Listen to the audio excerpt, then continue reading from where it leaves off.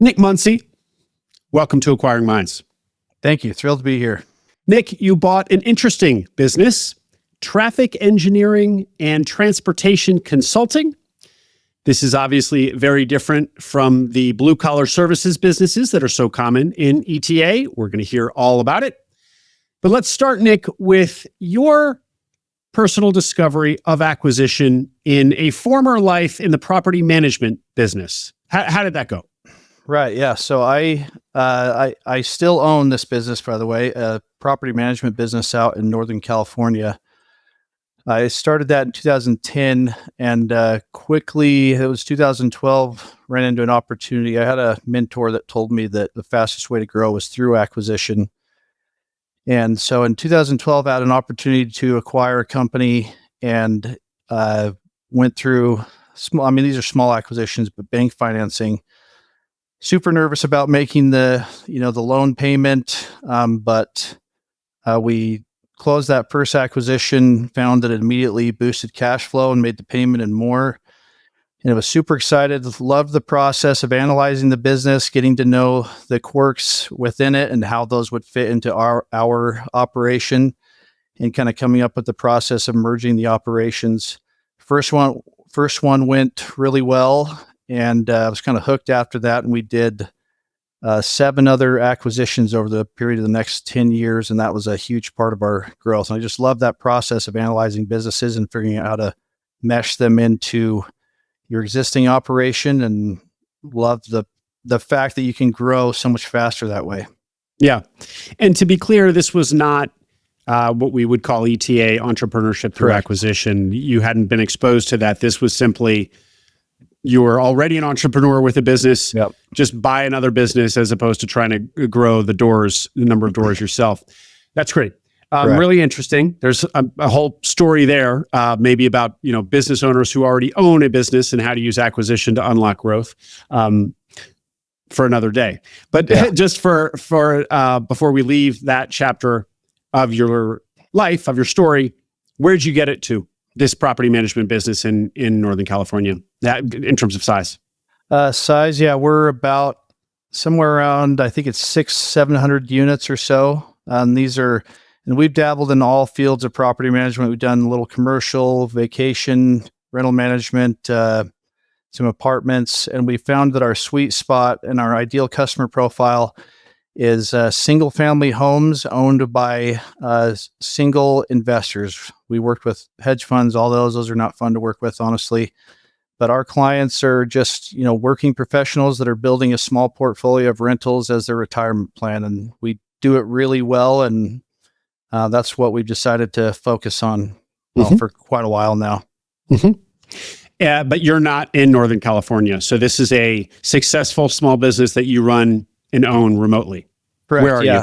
Yep. So I grew up in Utah, northern Utah. I'm in Mountain Green, Morgan County. And I moved there in 2010 to start this business. We lived in Bay Area for a couple of years and then moved up to Sacramento for 6.5 years. And then in 2018 or so, decided to move back to be around family in northern Utah again. But we have a super strong management team. All those guys, everything, love them. And they're running the day-to-day show there. Then you obviously, coming into our world, had a big advantage of having a decade of experience in small business. So that's real operational chops there, and having done acquisitions, a lot of them. Yeah. So what an advantage. Great. So you, so I guess let's probably pick up the plot there. You come back to Utah. Why and how does that path lead to wanting to buy a business? Yeah. Came back to Utah really just to be around family. My family has been small business owners all the way back. I've worked within a small business all growing up. And one of the reasons was to come and try to be around my family and raise my kids around them. My father passed away just this last year. So it was awesome to be able to have the opportunity to spend time around him, during his final years. Mm-hmm. But came back with the intent of buying more businesses. Just love the process of, like I say, analyzing, acquiring, and figuring out how to make a business more efficient. And this was before I knew the ETA thing and SMB on Twitter and the whole community existed. And so I was kind of alone on my island for a while. But I would say I started what I now know is a search for a period of it was probably 2 or 3 years until we found something, and looking at all kinds of different businesses, wasted a ton of time looking at different businesses. I wouldn't say it was a waste of time, though. It was an education. And so, yeah, started looking for different businesses. And so did you discover ETA eventually at kind of this world and the podcasts and the books and the networks? Yep. You did? Yeah. I read, what was it? Buy Then Build. Yeah. By Walker Dybel. That was probably 2020 or so that I discovered that and started to find the community on Twitter. Yeah. But you had already discovered it for yourself. You had already decided you were going to buy a business. Already doing it. I just didn't know it was a thing that other people did. Yeah. Your search was unpleasant. You said to me you were closer to retirement than you ever want to be again. Say more about that. Yeah, it was, I think it's a problem with small business owners, but we wrap so much of our self-worth in our businesses and the success and the ego that's easy to be gained from being the boss and calling the shots and all that kind of stuff. And I realized as I kind of unwound myself from the day-to-day operations of my business in California, and eventually I didn't have a lot to do on a daily basis, that I think I was very much wrapped up in that, and kind of came away from it not knowing what to do. I don't sit still and just hang out very well as it is anyway. And so started the search process, looking at different businesses. I really didn't have a direction. I knew my passion is in real estate and construction. So I knew I was interested in businesses in that space, but was also looking at all kinds of other different things, spent quite a bit of time on a food manufacturing business. And it's lonely. Nobody tells you that. And, you find one deal, it doesn't work out, you go to the next, and the days in between those, it's kind of get up in the morning, like, what am I supposed to do every day? And it honestly was kind of depressing to not have, meaningful work that I needed to do every day. Well, and what I'm also hearing is that as kind of long and brutal as the search can be, it's actually not hugely, there's not a ton of work to be done. Yeah. So it's actually not hard work. I'm treading lightly here because I'm sure there are searchers who are like, what are you talking about? This is so hard. But I feel like, once you've kind of exhausted deal flow, a lot of it is just figuring out where you can find more deal flow, which isn't huge quantities of hours. Yeah. So there's some of it is kind of waiting. There's kind of a waiting game involved, which is for ambitious, productive, like to be active people, is an uncomfortable feeling, depressing even. Yep. 100%. Yeah. It's, I would argue it's saying it's hard work is not the right way to put it. I would say it's very mentally challenging. It becomes a mental game to keep taking one step at a time and to be persistent about going after what you're trying to accomplish. But yeah, there's not 40, 60 hours of work to do in a week. And so you find a lot of time. And that's the other thing, is nobody's pushing you. Nobody's calling and saying, hey, when is this going to be done? And so you kind of have to push yourself to say, yeah, I guess I'll start looking at some more listings and I'll go to this meeting with this potential business that I think actually is not very promising, but just kind of looking at every single opportunity that you can uncover. That's kind of what I had to fill my time with. Tell us about the deal that didn't happen, your white whale. The white whale. Yep. Yeah, that was a big one. I was looking at, a bunch of different businesses, and then my partner Dave brought this one, knowing this was before we became partners. But he brought me this business in the kind of the Southeast U.S. It was a construction related business, and it was much bigger than I was looking for. It was, in the nearly 50 million in revenue, had 250 employees, and they were operating on like about a 30% EBITDA margin, which is very uncommon for businesses that are in this space and that size. And so he got the financials. It was not listed by a broker. It was by another private party that shouldn't have been trying to sell the business, honestly. And they got the financials and took a look at it. It was an off-market deal. And it's like, man, this is an incredible business. This is way bigger than I was looking for, though. And I kind of generally, when there's opportunities, I like to say, let's go after this until there's a clear point that we can't, or if somebody tells us to go away or whatever, let's chase it until we can see if we can get it or not. Yeah. So that's essentially what we did. I found some good friends of mine that we've partnered with on other deals. They had a lot of experience in that space. So I met with them, started to talk about the opportunity, and decided to partner up and go after it together. And we actually got an LOI signed. It was for the multiple of earnings, it was like 2.85 or something like that. What? Yeah, it was a sub 3 multiple, and the seller agreed to carry seller financing for about 35% of the purchase price. Wow. Yeah.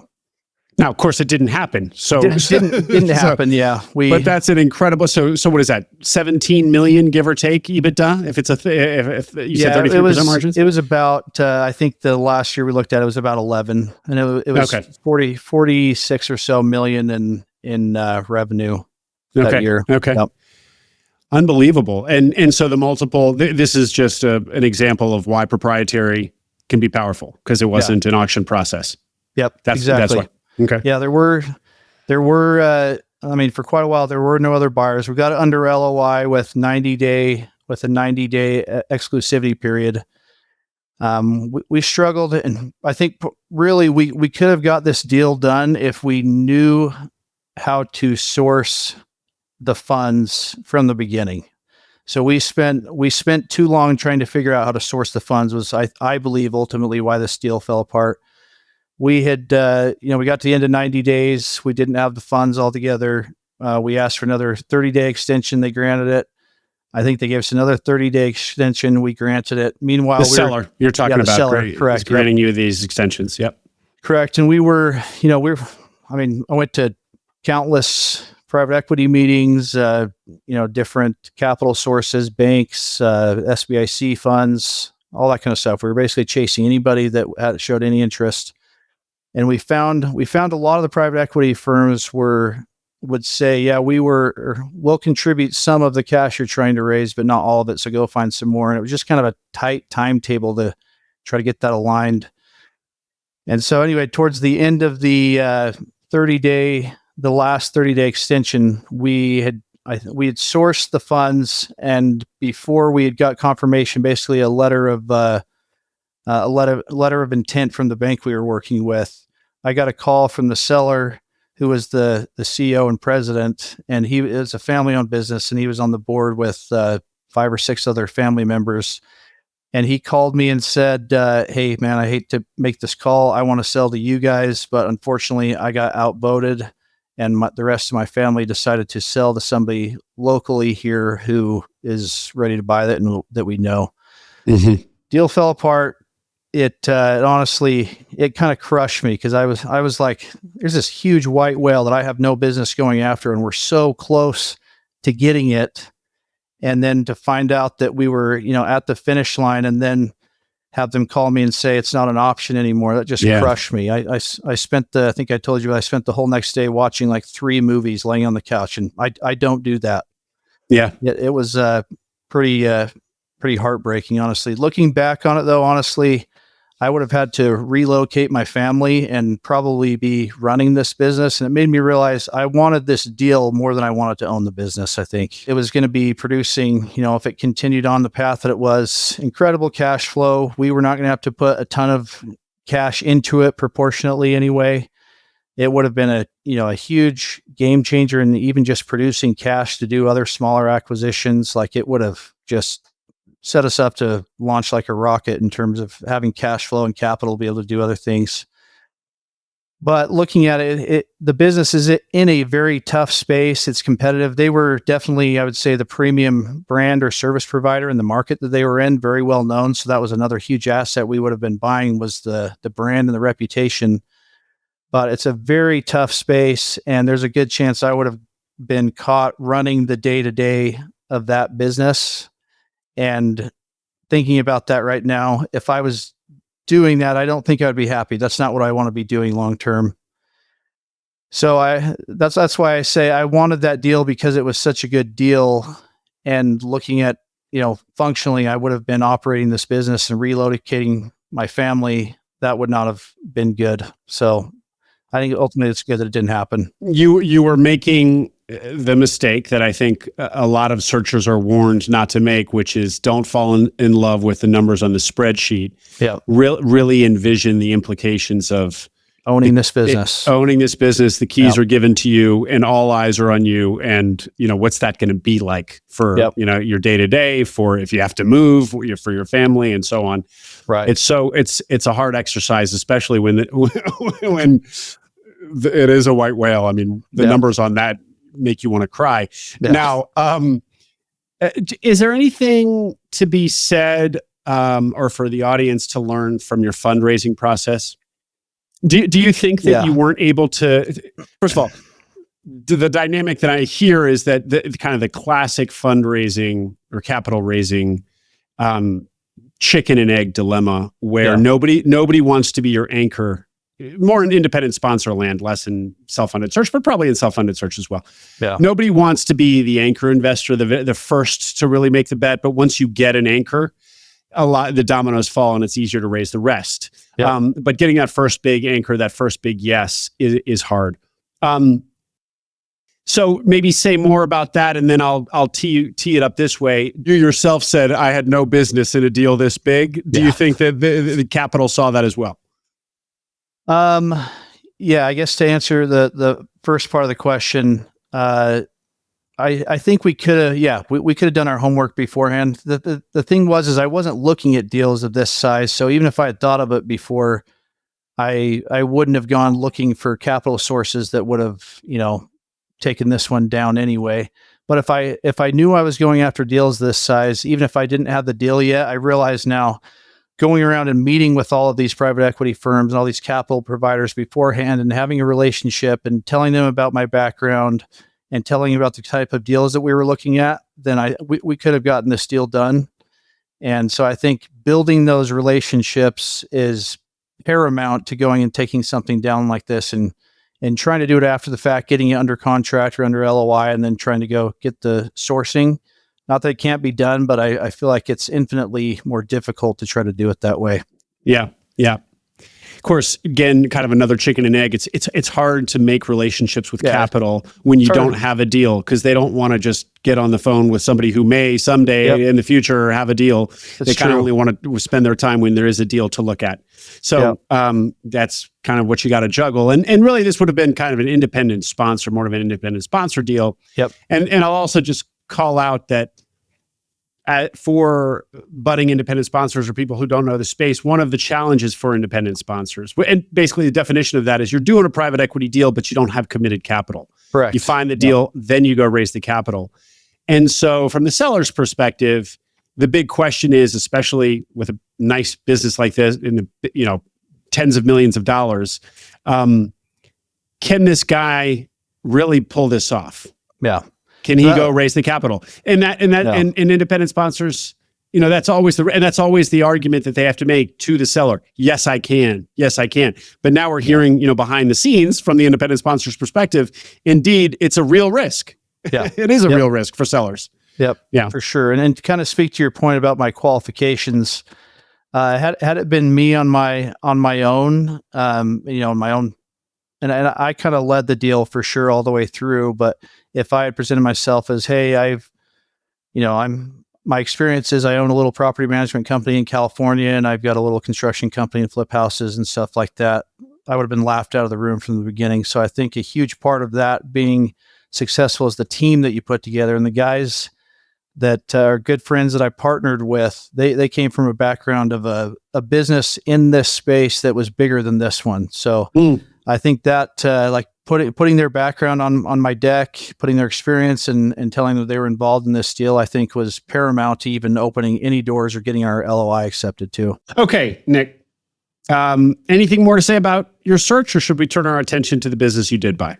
I guess just if I could give any advice to people out there in their search, the sooner that you can, like, it's kind of counterintuitive, but the sooner that you can specify what type of businesses you're looking for and, what kind of size, it gets so much easier after that. Cause you would think that, I'm open to anything, and that would be easier to look at every opportunity, but every business is so different, and the capital providers that are involved in those different industries and the partners that you need and the people to operate them, it's so hard to take the shotgun approach and look at so many different kinds of businesses. So if I give any advice, the sooner you can determine what kind of business that you want to purchase, it becomes infinitely easier, because then you can say, all right, I want a construction company, or I want an accounting firm.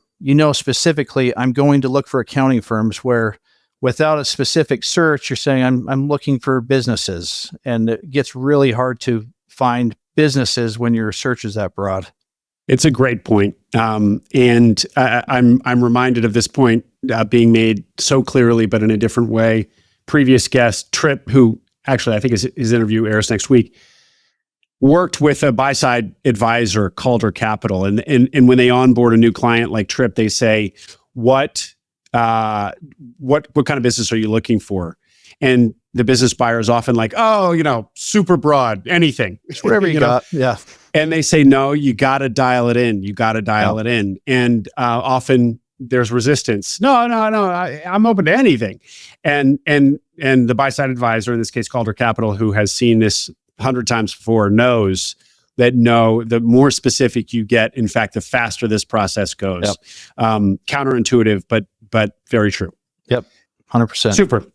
Super. And so did you do that, Nick? Did you finally dial it in to traffic consulting businesses, or what? We didn't get that specific, but kind of narrowed it to B2B service businesses, which I understand is still pretty broad, but or construction, real estate related services, since that's where my passion and background is. And it did become easier once we kind of narrowed that scope. That's still pretty broad, obviously. Yeah. But that's why I give the advice, narrow as much as you can.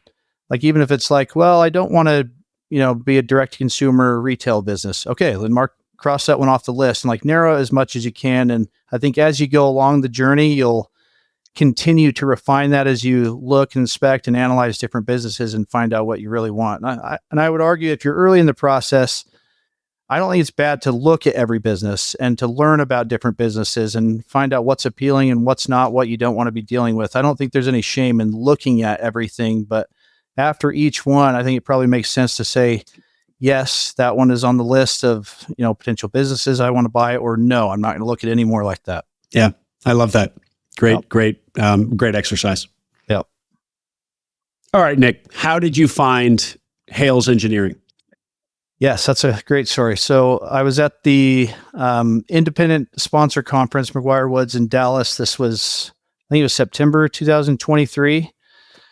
Was sitting at a table for lunch, sitting across from a guy who was telling him, I'm looking for, real estate, construction related businesses in the Mountain West region. And he told me, oh, interesting. I just looked at one this morning that didn't have a location listed on it.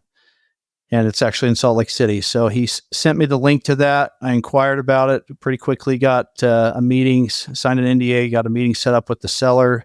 I think by the time that happened, it was November of 23.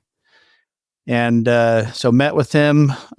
We quickly got an LOI into him. I think it was in mid-December of 23.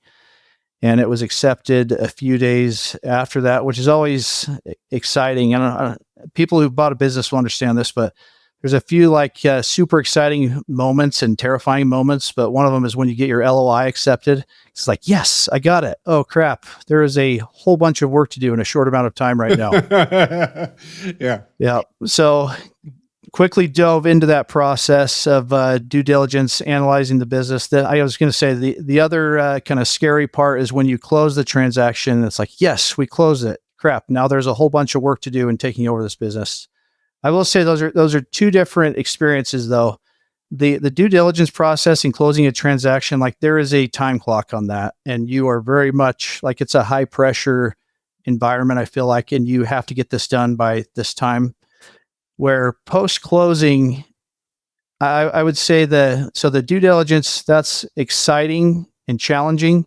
The post closing is more fun and challenging because now you have basically, to a degree, an infinite timeline to improve this business. Yeah. Nobody's going to completely kill it and cut it, and you don't own this business anymore after 90 days, Yeah. Yeah. Well, and on the point about the ticking clock of between LOI and close, you were probably more acutely sensitive to that than anybody, given that was sort of what collapsed the last deal with the white whale, was that you weren't just asking for a 30-day extension for granted anymore. Right. Yep. That's exactly right. Yep. Yeah. Great. And okay, so this guy you met at McGuire Woods. By the way, if you were at the McGuire Woods Independent Sponsor Conference, which happens once a year in Dallas, you had really started to self-identify as an independent sponsor? That's kind of what I was exploring, honestly. And I think, and that's so like when I didn't have a lot to do during my search process, I kind of told myself that the only thing I have control of right now is meeting new people and learning new things. And so in general, I think it's a good idea to take every advantage to go gain knowledge or make new relationships. So it was still early in me kind of exploring what independent sponsor even meant. Like as we were doing this other, the white whale business, like we were meeting with private equity firms and they were like, okay, so you guys are the independent sponsor for this? And we were like, yeah, we're independent sponsors. I know what that means. And so it was kind of after that experience, I was like, I should probably figure out what independent sponsor means. So I decided to attend this conference and learn a little bit more about it. I think I'm generally operating in a smaller space. I like small businesses that I can own most of and have an intimate team and grow from there. Let's use this opportunity, Nick, to define how would you define independent sponsor and then contrast yourself from that definition. Yeah, I hope I get this right. So I'll try to fill in the blanks. Okay. Yeah. So from my perspective, an independent sponsor is searching for a deal. They are, I guess it depends, but generally they're probably incurring some or all of their due diligence expense and all of, paying their own wages while they're on the search.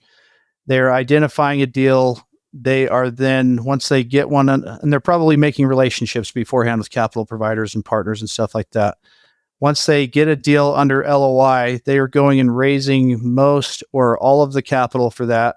And they're taking a minority stake, probably a carried interest position, and taking a minority stake. And they can be either the direct operator, employee, CEO of the business, or from my perspective, they can also be more of a chairman kind of position where they are hiring a CEO, but they are ultimately responsible for the success or failure of that business. Well defined. That right? There, you sure did, Nick. That was Awesome. great. I'll fill in a couple of details. Typically, much larger businesses. Yes. The way they get paid is with the carry, as you said, which usually is 20% with hurdles up to 30 and beyond sometimes. Yep. So performance based, which is really the kind of conventional private equity model. They also get paid typically a percentage of EBITDA that the business is generating every year, or management fee. Yep. And then there's also a deal closing fee, right. Typically, where they get paid upon closing the business. And a lot of that is often kind of the justification for that is paying themselves back for often the hundreds of thousands of dollars of deal costs that there's been to get the deal closed. The other key difference is there are of course always nuances, but the standard down the fairway independent sponsor is very much a private equity hold and grow period, so that they're tasked with growing this business and then exiting at the end of 7 or 8 years. Right. Whereas a searcher, if they have investors, there will be a similar expectation, but it's going to be a far looser expectation. And if they don't have investors, often searchers intend to hold the business forever and have their own optionality. And not necessarily forever, but there isn't they have the option too, they have the option, and it's not the kind of investors breathing down their neck to get liquidity out of the business. Yep. So, and just lastly, to your point about does the independent sponsor operate the business or not? The typical is no. It's the chairman model. Yeah. But there are certainly exceptions to that where the sponsor gets in there and is active or semi-active. Right. Great. There's just so much confusion around that term. I have defined it and redefined it on the podcast, and will probably continue to for people. You haven't told us about the business. You told us how you found it just across the table from somebody at McGuire Woods. Tell us about the business, please. Yes. So it's a very interesting business. It serves a very specific niche, but they do traffic consulting and engineering as well as kind of general transportation. So the firm is a civil engineering firm, but that's a very small piece of the civil engineering world. So when we work both with public and private sectors. On the public side, we're working with municipalities, departments of transportation, in kind of reviewing some of the work of other consultants, as well as performing some of our own studies. And when I say studies, that's a lot of what we do. It's basically analyzing traffic data and making suggestions based on that traffic data on how to improve the flow of traffic or the functionality of traffic in transportation. Where a lot of civil engineering firms, they're doing a lot of design where they're actually designing the roadway, and we don't do any of that kind of stuff. So it's a very specific niche and small corner of the civil engineering space. And then on the private sector, we work with a lot of private developers. So if they're putting in a new McDonald's or a new shopping mall or even a new residential development, we're analyzing the surrounding traffic to that development and making suggestions in a report based on our analysis on what they need to do to handle the new influx of traffic flow on the infrastructure around it. Mm-hmm. And so civil engineers, the ones who actually design the traffic pattern, they don't do this analysis themselves. They farm it out to you, or it depends? So a lot of them farm it out. So a lot of the big dogs are in civil engineering doing design and, big heavy hitters from what I understand it. And I'm not an engineer, so I don't have a background in this. I've gained a fire hose of knowledge and learning over the last year as I've come to learn this business. It's a fascinating one. But the traffic analysis that we do is kind of the ugly redheaded stepchild in the corner. They do it because they have to, which that's kind of a space I come from. That's property management in the real estate space. Real estate brokers, they look at property management as painful, unnecessary evil, which I like. My dad told me when I was young, if you want to be successful, do the type of work that unsuccessful people are unwilling to do. Mm. So I like that. And I remember he even told me an example of waste management, that business makes a buttload of money because they deal with garbage and nobody else wants to. Mm-hmm. Mm-hmm. So but your business doesn't seem particularly unpleasant. It seems it's interesting and intellectual. Yeah. And I mean, I imagine for some people it would be suggesting. Yeah. Okay. Yeah, not at all. It's not unpleasant at all, but it's like these are fairly, like a civil engineering firm, they could get a $3 million contract to produce a new roadway design, where ours are very quick. $5,000, $10,000, $15,000 of like a 2-week project where we're just analyzing traffic and then making recommendations to the other civil engineering firm that's going to design that roadway. Mm-hmm. Mm-hmm. So it's for a lot of the big firms, it's kind of, I guess you could say, small potatoes. Mm-hmm. It's the scraps that are kind of left over from the big projects that they actually want to do. Mm-hmm. Okay. So you tell them, put the stoplight here, this many lanes of traffic, right turn is okay, right turn shouldn't be permitted here, and then they go off and design it. You give them the plan and they generally that's correct. Okay. Very interesting. Like I think it sounds like a really interesting business. I think it is. I've been fascinated by it, honestly. Yeah. And what can you tell us numbers wise? Yeah, so we looked at this business in the last year. It was revenue wise, it was in the kind of lower to mid seven figures in revenue, and then this is what piqued my interest, obviously. But in last year, it had a 40, I think it was 47% EBITDA margin. Wow. Which I think for any business, that's a pretty incredible margin to look at. So it's a fairly small business, but with the margin that it was at and kind of learning more about the opportunity, I don't know if you know this, but traffic problems aren't going out of style. They're probably going to be around for a while. Yeah, and just understanding the the opportunity and the runway for additional work there, it caught my interest, and I became very serious about looking at it, obviously. Yeah. Yeah. Well, I'm gonna do a little math for the audience. I know you can't be more specific, but 47% margins for easy math, call it 50% margins, lower mid seven figures, call that 2 to 3 million. So this is a business that was earning $1 million to $1.5 million in annually SCE. So yeah, that's great. Now we're going to get into, are those margins sustainable? But first, let's hear about how you bought the business, the terms of the deal, and how you structured it. Terms of the deal. Yep. So we made an offer of it was, I guess I can't disclose that either, but I'll tell you the multiple. The multiple was just under a sub 3 multiple, a 3x multiple. And as far as the breakdown in the capital stack, we got an SBA loan for, I think it was about 65% of it.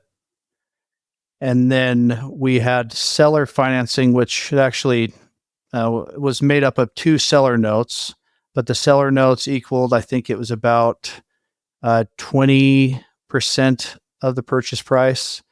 And then we came up with the capital for the other 15%. I think I did my math there. Right. Yeah. Yeah. Yeah, that works. So that's there's more equity in that deal. Well, sorry, seller note is not equity, but there's less SBA in there than we sometimes hear about. Correct. Remind me, Nick. I remember the way the seller note thing shook out. Talk about that a little bit. Yeah. So we had originally negotiated in the LOI I think it was a 14% of the purchase price, a seller note. It was the rate was in was it 6-7%, something like that. It was a 10-year amortization with a 5-year term on that note. Then we were working through the SBA loan process, which I'll just say this. I probably will be doing an SBA loan again, and this isn't my first one. If I never have to do an SBA loan again, I wouldn't be mad about it. It's a painful process. But we got our, we had gotten a letter of commitment from a number of banks for, the 65% or whatever it was. Maybe it was 70% that we were looking for. Yeah, I guess it was about 70% of the purchase price we were looking for. And then that's kind of the other tricky part is you choose these different lenders and you're not sure which one is going to go the distance, because we've done a deal in the past acquiring another business. And we got to near the finish line, and the SBA lender had internal issues and ultimately dropped the ball, and we had to scramble and find somebody else last minute and got terms that we weren't thrilled about. So it's kind of stressful, I guess, going through that experience, not knowing if the lender that you choose can go the distance. Yeah.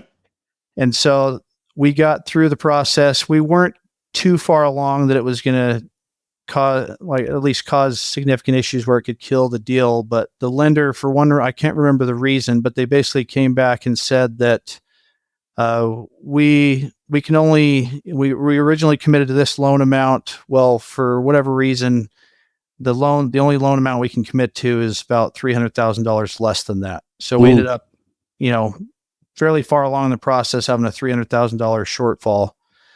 And we kind of weighed our options. We could have put more capital in. We could have raised more. But we decided first to go talk with the seller and kind of explain the situation. In any of those prior situations, we probably would have had to extend closing. And so we went and talked to the seller and said, "Hey, I'm sorry this happened. We're going to, this was our deal. This is essentially what I told him, is that we committed to bring you this much at closing, and I'll make that happen because I committed to it. But I'll probably need more time to do that because of these problems with the bank. However, I just want to ask you if you're willing to carry a second seller note on whatever terms and interest rate that you want for a few $100,000, and then we can proceed with closing on schedule and we won't be delayed." And he was very generous. He's a super good guy. I love the guy. Honestly, I consider him a friend. And he agreed to carry that extra 300 on a 2-year note, fully amortized at 11% interest. So nice of him, or accommodating of him to do it. Correct. But that loan is no joke. No, that's the 2-year am. That's I have a bias towards good deals and high cash flow generating businesses for this reason alone. If you're generating extra cash, you can absorb a lot of problems and mistakes. If your margins are slim and you have a hiccup even after post closing, it just makes life infinitely more difficult. So we had the benefit of buying this good business with good cash flow that particularly from the perspective of the bank, because they were going to factor this into our debt service coverage ratio, that we had plenty of leeway there to take on another 2-year note with a fairly healthy payment.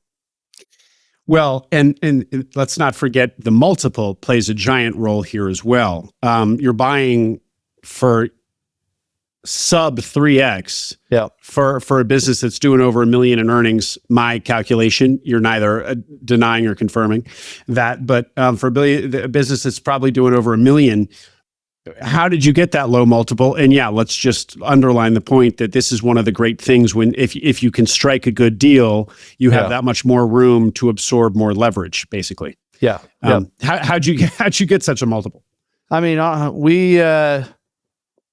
there's a fair amount of risk in this business. So the offer that we made was basically, it was calculated by the risk involved. So it's a fairly small firm. We got about 10 people. And the more we learned about it, the seller was extremely crucial for the day-to-day operations of the business. He basically was the brain of the operation. Everything ran through him. And that key man risk, kind of combined with coming into an industry where it didn't have a ton of knowledge or experience, that factored into basically what do I feel comfortable offering for this business, and determining the cash flow on that and determining kind of what our risk was. If we lose 25% of the clients, then our cash flow goes to this, and all of a sudden we can't make our debt service payments. So ultimately we arrived at that number and got that multiple because we said that's what we're comfortable paying for it. Mm-hmm. When you say we, by the way, Nick, is that the royal we, or is there a team? There's a team. So I was kind of leading this one, but partnering with my partner, Dave, and then a couple other guys that are, so they're actually the same guys that we were partnering with on the other white whale business. They're good friends, trust these guys, very savvy in business. And so we had them as our investors in on this deal as well. Can you share? So by the way, Dave Gilbert, who is your partner in Salt Bros. Dave actually introduced us, also a listener to the pod. And Dave bought Proven, which is a outsourced financial services CFO business. So that's part of the Salt Bros holdings. Correct. So you have the investors and you have Dave. Can you share how all of this ownership breaks down? Yeah. So the ownership structure is Salt Brothers Holdings, which is owned by Dave and I. We own 65% of the business. We put in a little bit of capital, and we guaranteed put PGs on the SBA loan. And then our other partners, the Greens, they own 35%, and they put up the lion's share of the capital. They have no PGs on it. Okay, great. So Dave has a PG, is personally guaranteeing the loan as well. Correct. Yeah. That's what same kind of structure on Proven CFO as well as this firm, Hales Engineering. Mm-hmm. And your Salt Brothers holdings? The name is abbreviated in writing, but Salt Brothers Holdings. Yeah. Salt Brothers Holdings. Is the intention there to acquire more, or now that you've each acquired one and you've both guaranteed each other's loans that you're kind of at max capacity? I mean, we're at max capacity at SBA, and we're trying to work through some strategy right now around solving that problem. But I think generally both of us, I can speak for myself, I have learned that I really like the process of acquiring businesses, analyzing them, and closing the transaction. And I like solving the big, hairy problems. And I like working with the leaders of those businesses in building the future and setting goals and driving forward towards that. And so my intention is not to get involved in the day-to-day on an ongoing basis in any one business, but rather to buy multiple businesses, put really, just super intelligent, strong, hardworking people in those positions to lead those companies and work directly with those leaders in building the future of that business and kind of rinse and repeat. Okay, great. Well, that does sound good. I think that's the goal and fantasy of many people listening. It's fun, man. That's what the work that I'm doing right now, I could do 60 hours a week until I'm 95 years old. I honestly love it. Yeah. Isn't it? That's just so wonderful. Yeah. And I hear you. Actually, perfect segue. So the risk in this business you identified at the outset, a lot of it locked up in the owner's head. You said yourself that your own personal trajectory in buying businesses is not to be the operator. So both of those dovetail into how did you de-risk the acquisition of Hales, and the fact that you don't know anything about traffic consulting, and the fact that so much of the knowledge was locked up in seller's head. Yep. That's a very important factor, because if that problem's not solved, we don't do this deal like 100%. And so one of the the first meeting before we even had an LOI signed with the seller, which is kind of the conversation we're having with every seller of a business that we're looking at, because we're still looking at other businesses, is there an individual within the organization that can replace the work that you do and fill your role?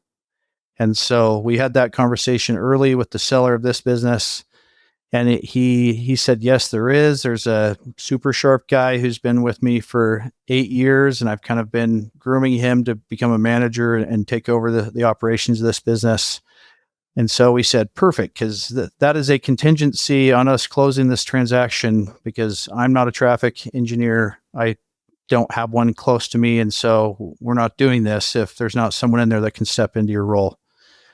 So made it very clear early on that was a contingency, and also shared with him that I understand the sensitivity around telling your team that you're selling the business, but we need to meet with this guy, get comfortable with him, and make sure he's on board and has an interest in working with us ASAP, as soon as we can.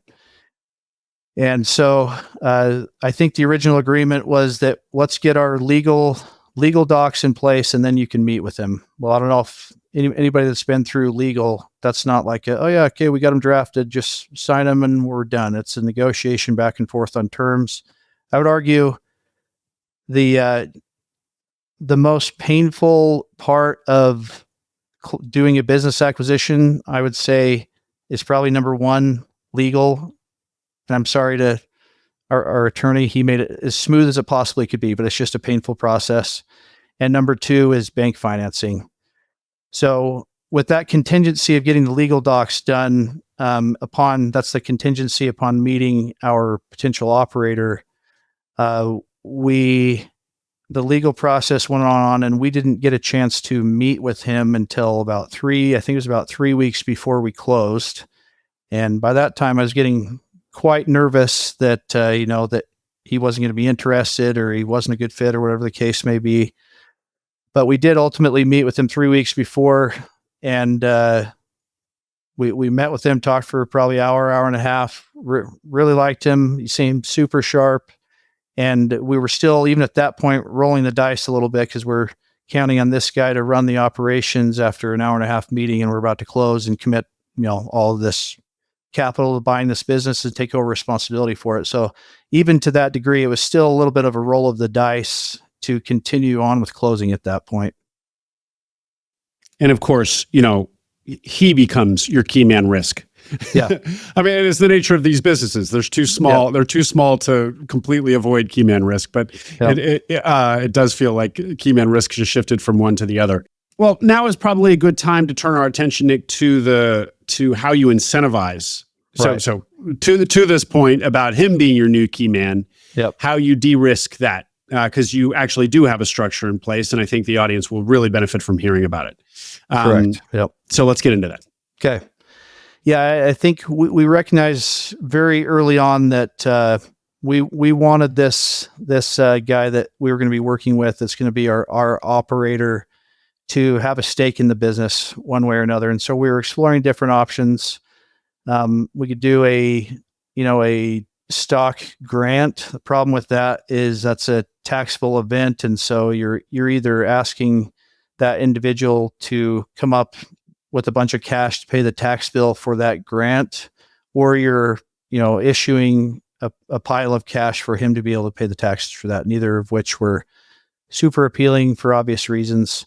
I learned about, and actually from our partners, the Greens, they've done this in multiple businesses, but a structure called a profits interest. It's essentially a grant award, but the profits interest structure, it allows them to participate, and it is a form of ownership, but the structure of it is not a taxable event upon the grant. So just to kind of explain the mechanics of that. So we grant this ownership stake, which we're just finalizing right now. And that, the individual, his name is Josh, he gets this ownership stake in our business. He participates in cash flow distributions immediately.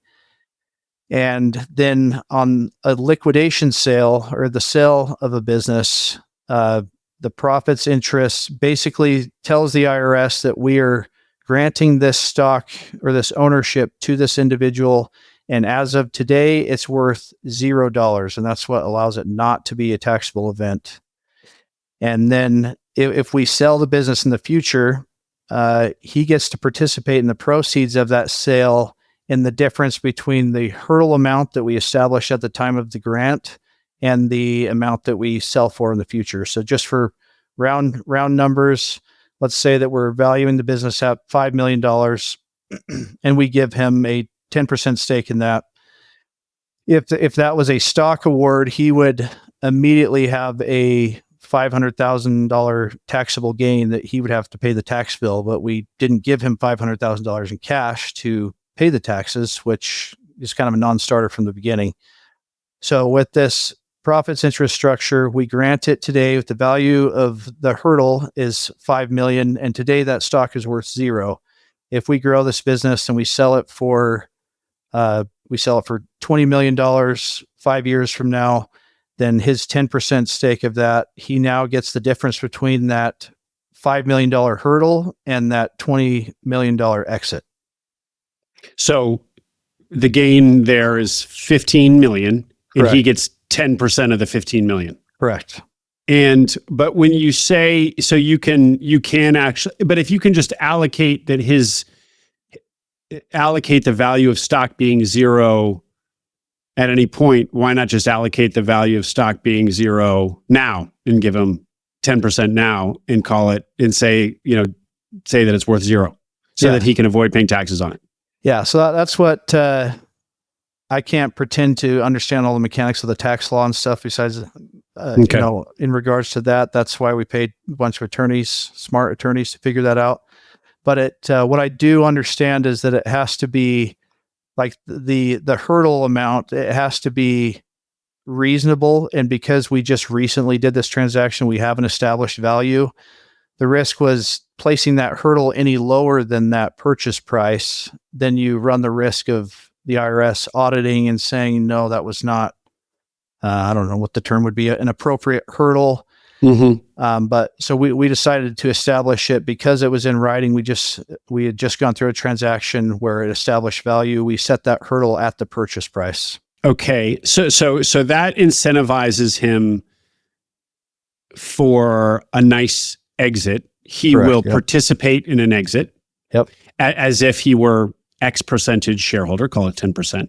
Yeah. And then say again, in the meantime, how he's participating in annual profits. Yeah. So he participates as an owner, as if he had a capital interest in terms of the cash flow distribution. So this is excess cash generated by the business that you would distribute to shareholders. Okay. Yep. So 10% of the annual distributions. Correct. Yep. Okay. And we did set a vesting schedule on that. So his it's a 5-year vesting schedule, and the total his total grant is vested over 5 years. So it's like 2% year 1, 4% year 2 sort of thing. Yeah. Yep. And what that means, I think this is relevant too, that I wouldn't have understood this either, and the listeners might be interested in, is that entire 10% is granted immediately. And so if we distribute $100,000 in cash, then $10,000 of that is his. But in year 1, he's only getting 20% of that, or 2,000. And then we hold that other 8,000 in a segregated account. And those funds are released to him as those additional shares are vested each, preceding year. So he'll have a big payday when he fully vests. Yep. He gets a payday each anniversary year because he gets the funds released that were previously distributed. So he'll progressively get bigger, cash in his pocket. The cash is his now, but it's not distributed until those shares are vested. Interesting. Yep. Okay. Fascinating. Thank you for that. And the other thing to say about all this, Nick, is that this may be phantom equity, what we call phantom equity. Right. I should know. Phantom equity may be the kind of colloquial name for, would you call it profits interest? Interest structure? Profits interest award. Yep. The other benefit to you is that in not granting equity, equity is forever. You're also protecting ownership. The kind of frankly power that comes with keeping all of the equity. Correct? Is that a feature of how you thought about this? Not necessarily. I consider this a form of ownership. Okay. So from my perspective, the only difference is that that original grant was not a taxable event. He's a minority partner, so we still retain voting control and everything. But he's in all, aside from the IRS perspective, he is an owner of this business. Okay, so this was really all about figuring out a way to give him the 10% without having it be this giant taxable event. Correct. Burden. Yep. Okay. Yep. Thanks for that, Nick. That was just fantastic. Yeah. All right. So got a few more topics here. Let's hear about just the nature of buying a consulting business, because so often, as I said at the very top, it's people are looking at blue collar services businesses. You've bought a consulting business, highly specialized.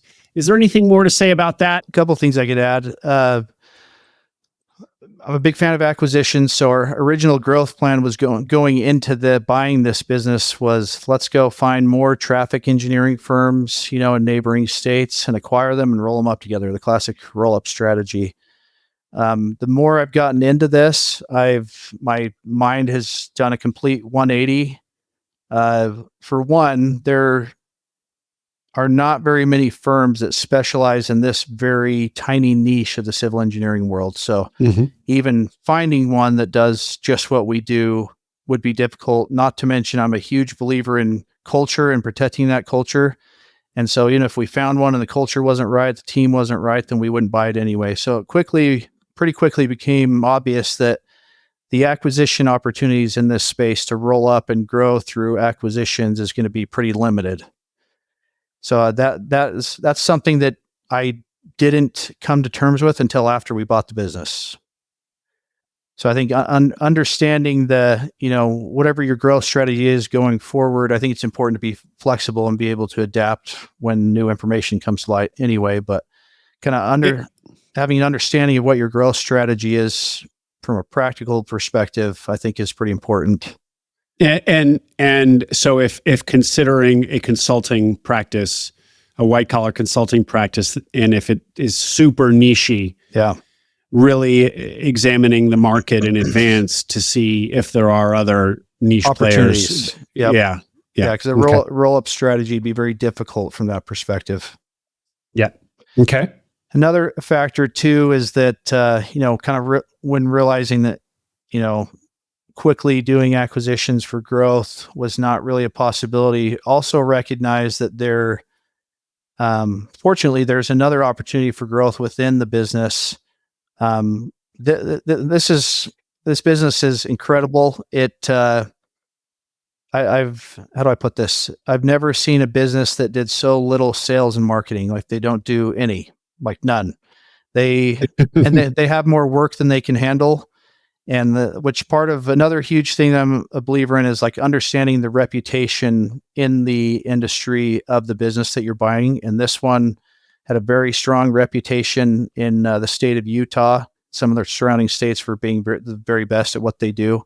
So that was a huge asset that we were purchasing in the process. Became pretty obvious pretty quickly that I think there's some opportunity there for doing a little bit more sales and marketing to grow the business because we have more work than we can handle. And what I realized the bigger challenge was going to be recruiting. And as I've learned more about this industry, that's been a problem for a long time because we're talking about we want qualified, hardworking, ambitious civil engineers, but they need to have a specific interest in doing traffic consulting, not design work.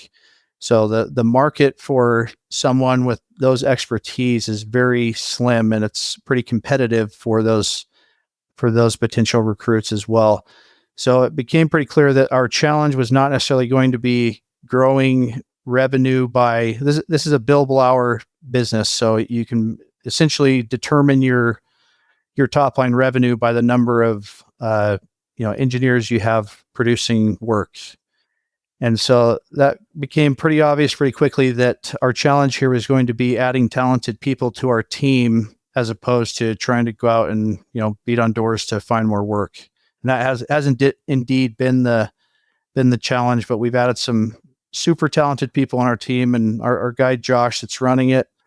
Love the guy, honestly, and I have a ton of faith in him. He's a hard worker, super smart, and he's kind of leading the team. And I think he's been a huge part of doing some of this recruiting, and I'm working with him to bring in more talent to help us grow organically. Another thing I'll add to that too in our growth strategy is of the type of work that we do and the traffic studies that we do, I don't know this for sure, and the seller shared this with me when we were going through due diligence, but along the Wasatch Front, which is kind of northern Utah, we probably do have a majority of the market share where we're at for the work that we do. Our small firm does. So the growth opportunity, to try to imagine that we were going to 10x in our current market that we're in, that would be very difficult to do. So part of our growth strategy is to look at neighboring markets where we're doing a little bit of work, but we don't have a physical presence, and open up additional offices and build teams in those markets, try to leverage our reputation there and do more of the type of work that we're doing and building a small team in neighboring markets. Okay. So even though there's no real sales effort or marketing effort, yep. And that made you salivate. In fact, you've deprioritized it because demand is not the issue here. It's supply, finding people to build out your team to absorb some of this work that is banging down the door.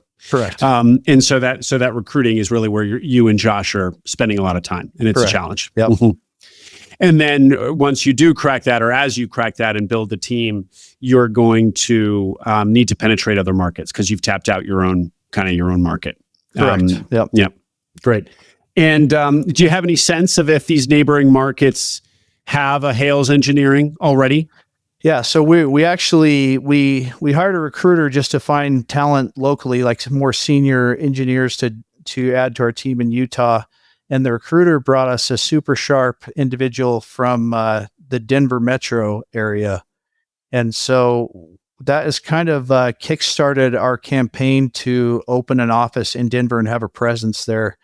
we're going to spend some time getting to know this guy, really like what we see so far, and get him trained up in our process. But we kind of had an understanding of this, but he has told us, with his extensive experience and knowledge in that Denver market there, that the quality of the kind of work that we do in that market from the service providers there is it's not high quality, and that's well known within the industry in general. So we see a ton of opportunity to go in there and bring our systems and processes and produce higher quality product to present to the market there and grow a team there in the Denver market by doing that.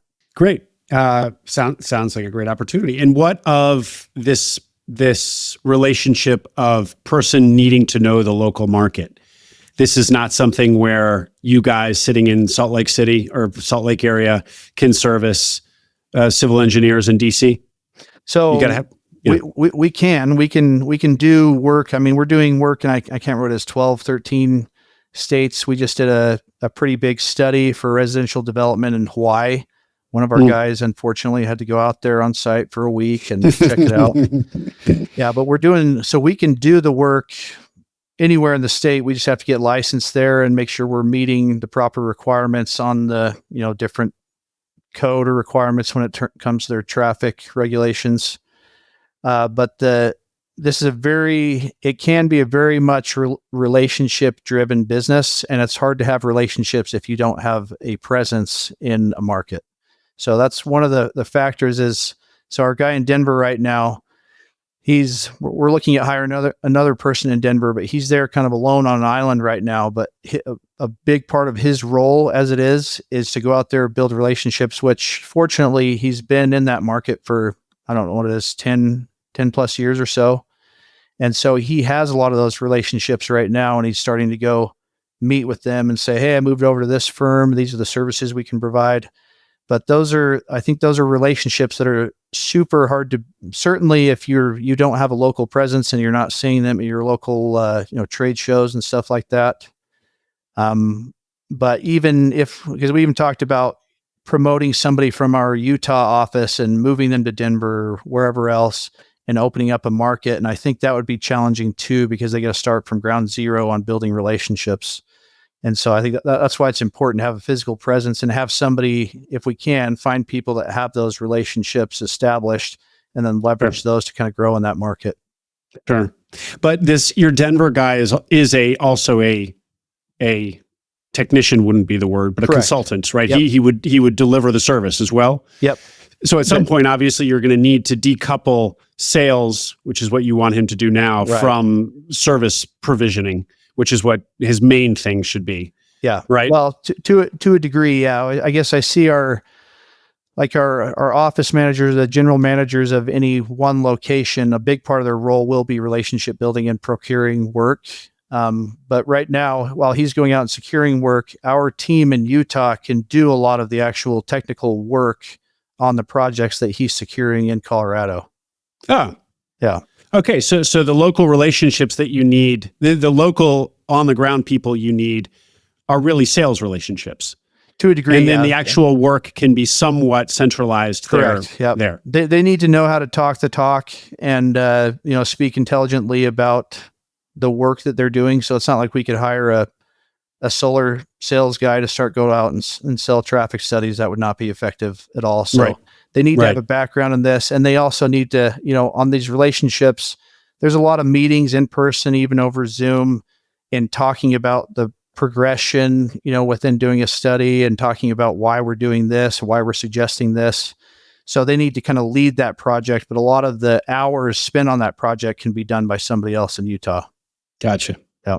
Well, this gives us a window into buying a consulting business where it's not just, unlike in blue collar land where there's kind of job estimation and then job execution and then kind of done. It's this constant unfolding of a project.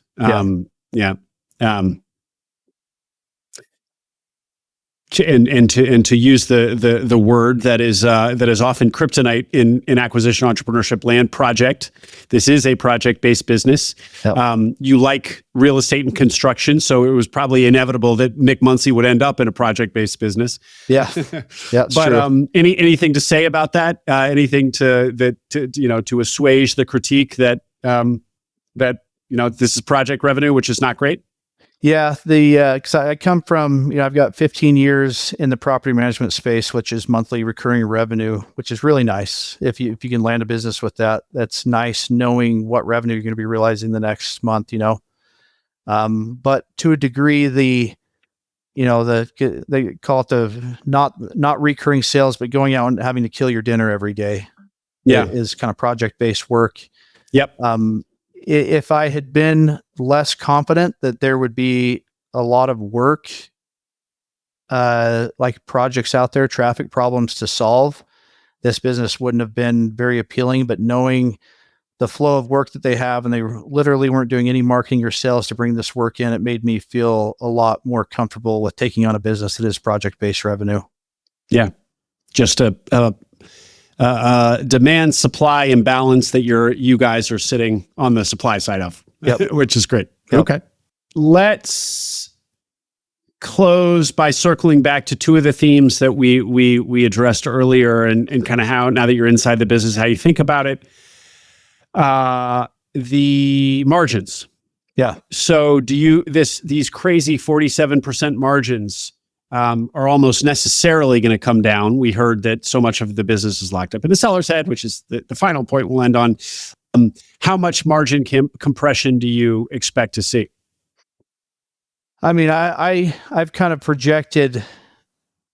I think if it meant steady top line revenue growth, that I would be comfortable with that margin dropping down to 25%. I think we can, over the next, and a lot of that is investment in systems, software, but also in people doing marketing. I think is a big part of it too. A big KPI essentially in this business is billability or utilization rate. So total number of hours an engineer is producing, how many of them are billable. I think that's common in billable hour businesses in general. We're going to have to, they've had a fairly high billability rate historically, and I think we're going to have to cough some of that up to be able to go out and secure more work and grow the business. And I think it will, necessarily, the seller, I think he was working 50, 60 hours for the last 20 years because he was lead project engineer as well as office manager, HR manager, all of that kind of stuff. Yeah. And so I think to be able to fully utilize the skills and the technical skills of our engineers, we're going to have to bring in administrative staff to support and to, run payroll and keep track of this and that. So I think we're going to cough up some margin on that as well. But honestly, I'm happy to. I want to, if that means building a more sustainable business that is not dependent on individuals and that can, have systems and procedures to run smoothly without, my guy Josh having to work 60 hours a week. I want to make that investment so that the business is sustainable long-term to grow. Yeah. Yeah, exactly. Yeah. Well, and I will say that when you consider the multiple that you paid for the business and how, this is a classic case of the founder seller just doing too much, doing everything, doing the work of three people. So when you really cost out what it would look like under your ownership to fill those hours and not have it just be done by his superhuman passion, the effective multiple that you're going to be paying was higher because the true margins of this business, the true earnings potential of this business under your ownership are less than what he was reporting. Correct. Yep, that would be correct. And then just final question on, building value into this business and in this same problem of extracting from the owner's brain all of this knowledge. Have you started that process, and what does it look like? How are you building institutional knowledge at the business? How, if at all, are you building SOPs? What does it look like to download the seller's brain in a consulting business? Yeah, that's probably been the single biggest challenge taking over this this business. I think I had shared with you on our pre-call, but one of the huge concerns was the relationships the seller had with customers and even vendors and relationships like that. Touching on the relationships of the seller, that there was a pretty big concern about how those were handled, and I think we did it the wrong way, frankly, and it was a lesson learned from it. Coming into How so? Yeah, we had kind of told the seller, we want you to your role here, and he stayed on consulting with us on a consulting agreement for 6 months, by the way. So we kind of told him that really your primary responsibility over the next 6 months is you to train Josh on your role, which I think he did a pretty good job of that. And also to hand off those relationships with those customers and those necessary relationships that need to be maintained. And I don't feel like we did a great job on that. We kind of left it to him to handle that handoff however he thought was necessary, given that they were his relationships. And what ultimately happened is we went along for 6 months during his consulting agreement, and he wanted to keep it pretty quiet that the company had sold and that he was planning on exiting. And then we got to the end of the 6 months, and frankly, he put a auto reply on his email that said, I don't work here anymore. Please call the office if you need anything. And there was a number of customers that were alarmed by that, understandably. So looking back, I would have taken more control over that process and said, okay, day one, who are these customers? Okay, call them today. Tell them you'll be here for 6 months and that you have all the trust in the team that is taking over, and you'll hand that off slowly over time. We didn't do that, and I think that was a mistake. So I'd do that differently if we did it again. Did you actually lose any clients as a result?